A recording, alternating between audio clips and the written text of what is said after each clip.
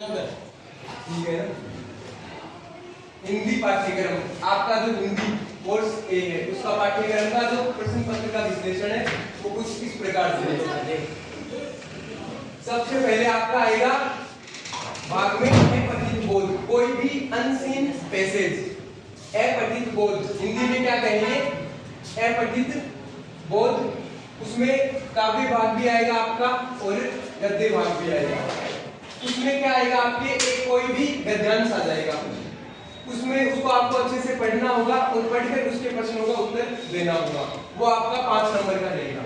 उसके बाद में एक काव्यांश आएगा, कोई भी कविता आएगी, उस कविता की लाइनों को अच्छे से पढ़ना है, समझना है और फिर जो नीचे प्रश्न रहेंगे 5 प्रश्न उनका उत्तर उसी में से पढ़ के अच्छे से समझकर देना है। तो ये आपका अपठित बोध टोटल 10 नंबर का रहेगा। इसका जो अंक वितरण है ये कितना है, टोटल 10 नंबर का है। इसके बाद में आपकी व्याकरण आती है। तो व्याकरण में कौन कौन से टॉपिक है, पहला रचना के आधार पे वाक्य भेद, ये आपका 4 नंबर का रहेगा। इसके बाद में वाच्य, वाच्य इसका अंक विभाजन भी 4 नंबर का रहेगा।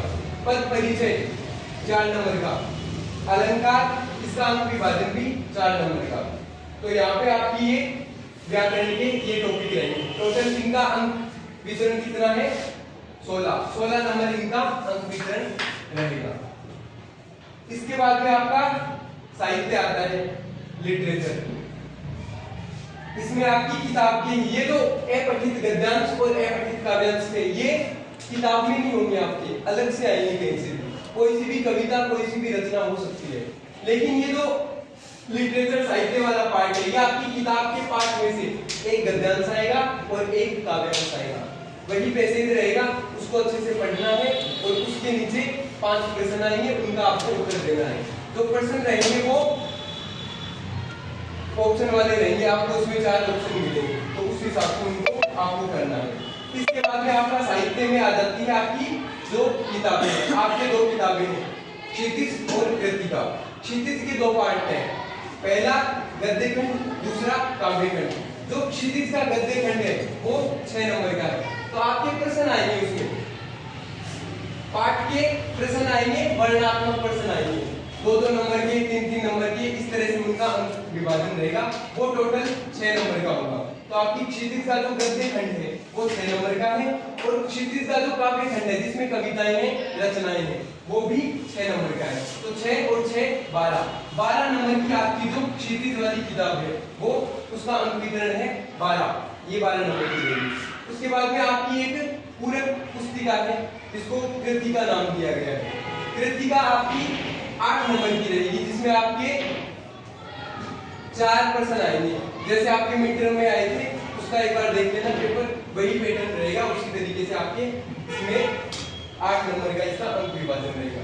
इसके बाद में आपका लेखन आता है। अब आपको पता है हिंदी में लेखन का बड़ा महत्व है, ये वो नंबर है जिनमें आपको ज्यादा पढ़ने की जरूरत नहीं है, सिर्फ समझने की जरूरत है। सबसे पहला अनुच्छेद, आप 6th क्लास से 6ठी से अनुच्छेद पढ़ते आ रहे हो, इसमें कुछ नहीं है, एक बार अगर समझ लोगे तो अच्छे से इसको कर पाओगे, 6 नंबर का रहेगा।